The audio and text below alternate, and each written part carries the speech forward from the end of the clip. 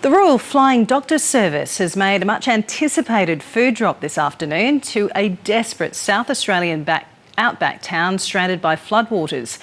Oodnadatta, 200 kilometres north of Coober Pedy, has been cut off for 2 weeks now, leaving residents without critical food and supplies of fuel. SBS reporter Peter Doherty is in the isolated community. This is where the road usually runs in and out of Australia's hottest, driest town. But a once-in-a-decade summer downpour has transformed Oodnadatta's arid landscape and has cut it off from the rest of the country. It's meant Oodnadatta's iconic pink roadhouse has become the town's only source of supplies. But food has nearly run out and locals are feeling nervous. There's not enough salad stuff, lettuce and veggies. So yeah, we need help with that. It's our last jar of coffee. Owner Jen Matthews says providing for a town of 130 people isn't easy when the only access is via plane.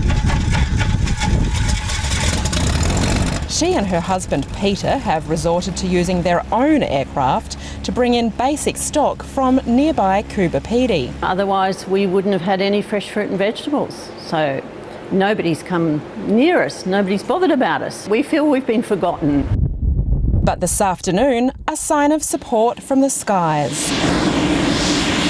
The Royal Flying Doctor Service touching down after scheduling a special detour to Oodnadatta to deliver critical supplies. You needed a bigger plane. I needed a bigger plane. Relieved residents there to help unload the 250 kilograms of fresh food and essential goods. Having this sort of service that the Flying Doctor's done today is magnificent, and it's going to really help the community with their stress levels for the last couple of weeks, I suppose, with the rain we've had. A welcome delivery after a long wait.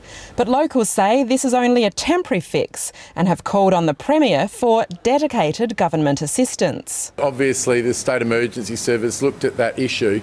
They found that the most important area to restock was Coober Pedy because, of course, Oodnadatta wasn't cut off from Coober Pedy so that people could go down, and that was the hub for supplies. Look, it hasn't been ideal.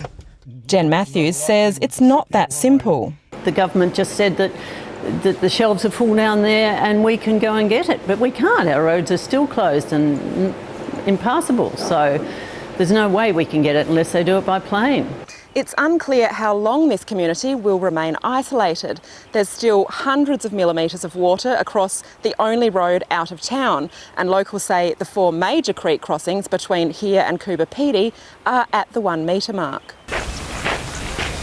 While they wait for the waters to recede, stranded traveller Alison Tobias and her 3 children from Melbourne say the extended stay has been a blessing in disguise. It's been amazing. It's something we've all learned so much. We never realised there was so much culture, just the desert, the travels, the people. It's been completely eye-opening.